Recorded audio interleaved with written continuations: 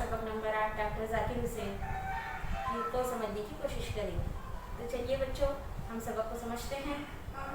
जाकिर साहब 8 फरवरी 1897 को हैदराबाद में पैदा हुए और उनके वालिद का नाम फिदा हुसैन खां था और वो वकील थे, पेशे से वकालत किया करते थे। इब्तदाई तालीम हासिल करने के दौरान ही उनके वालिद का इंतकाल हो गया, इसलिए वो हैदराबाद आ गए। जाकिर साहब ने स्कूली तालीम खत्म करके लखनऊ के कॉलेज में पढ़ाई जारी रखी।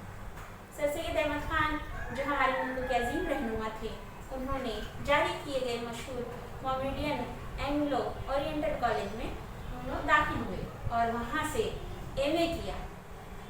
बच्चों, ये जो ग्रेजुएशन की डिग्री होती है 10वीं के बाद 11th 12th और उसके बाद FY SY TY 3 साल पढ़ाई होती है। उसके बाद की पढ़ाई को ग्रेजुएशन कहते हैं, जैसे एमए कहते हैं।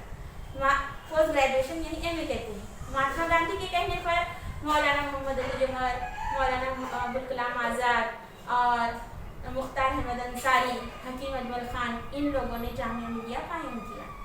देखो बच्चों, इसमें कुछ अहबाब के नाम आए हैं। ये वो शख्सियात हैं जिन्होंने हिंदुस्तान की जंग आज़ादी में अहम रोल अदा किया। इन लोगों ने तालीमी और मुख्तलिफ मैदानों में भी अपनी बड़ी खदमत अंजाम दी है। तो ऐसे लोगों के साथ जो है डॉक्टर जाकिर हुसैन ने काम किया। इसी तरह से इन अहबाब ने मिलकर इस यूनिवर्सिटी को कायम किया जो जामिया मिलिया कहलाई। बच्चों, यूनिवर्सिटी कहते हैं ऐसे इदारे को जिसके अंदर में बहुत सी कॉलेजेस चलती है, बहुत से इदारे जो है इसके अंदर में चलते हैं। इसके बाद जो है कुछ असतज़ा और तालिब इल्म जो है मुस्लिम यूनिवर्सिटी से अलग होकर जामिया में आ गए, यानी अलीगढ़ मुस्लिम यूनिवर्सिटी से वो जामिया में दाखिल हो गए। इसके बाद जाकिर साहब आला तालीम के लिए यूरोप के मुल्क जर्मनी चले गए। यूरोप बच्चों एक बर्राज़म है और जर्मनी बर्राज़म यूरोप का मुल्क है। जैसे हमारा मुल्क हिंदुस्तान बर्राज़म एशिया में आता है, उसी तरह जर्मनी बर्राज़म यूरोप में आता है। जर्मनी में डॉक्टर सैयद आबिद हुसैन, प्रोफेसर मोहम्मद मुजीब से जाकिर साहब की मुलाकात हुई और ये जो तीनों लोग हैं, ये तीनों की आदतों में बड़ी यकसानियत थी, इसलिए ये बहुत गहरे दोस्त बन गए। और ये लोग जो है आला तालीम ही डिग्रियाँ लेकर सन 1926 में हिंदुस्तान वापस आए और जामिया का इन लोगों ने काम संभाल लिया। जाकिर साहब 1948 ईस्वी तक जामिया में खिदमत करते रहे। फिर उस वक्त के वजीर तालीम जो हमारे मुल्क के बहुत बड़े रहनुमा हो गुजरे मौलाना अबुल कलाम आज़ाद ने उन्हें अलीगढ़ यूनिवर्सिटी की जिम्मेदारी कबूल करने के लिए कहा और जाकिर साहब अलीगढ़ मुस्लिम यूनिवर्सिटी के वाइस चांसलर मुकर्रर हुए।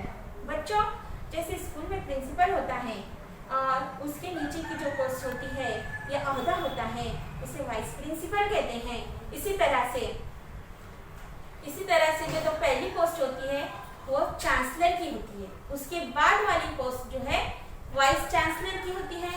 तो जाकिर साहब इस इदारे के वाइस चांसलर की पोस्ट पे मुंतखब हुए और इस इदारे को उन्होंने खूब तरक्की दी और इस यूनिवर्सिटी में उन्होंने नई नई इमारतें तामीर करवाई, नए नए शोबे तामीर किए, नए नए शोबे जारी किए, यानी फैकल्टीज जारी की। इससे यूनिवर्सिटी में नई जान पड़ गई। देखो बच्चों, इसमें मुहावरा इस्तेमाल हुआ है, नई जान पड़ना, ये मुहावरा है, यानी नया जोश पैदा होना। तो इस तरह से यूनिवर्सिटी में बहुत तरक्की हुई। अब अगला हिस्से को हम समझने के लिए बच्चों हम दूसरे वीडियो में आपसे मुलाकात करेंगे। अल्लाह हाफ़िज़।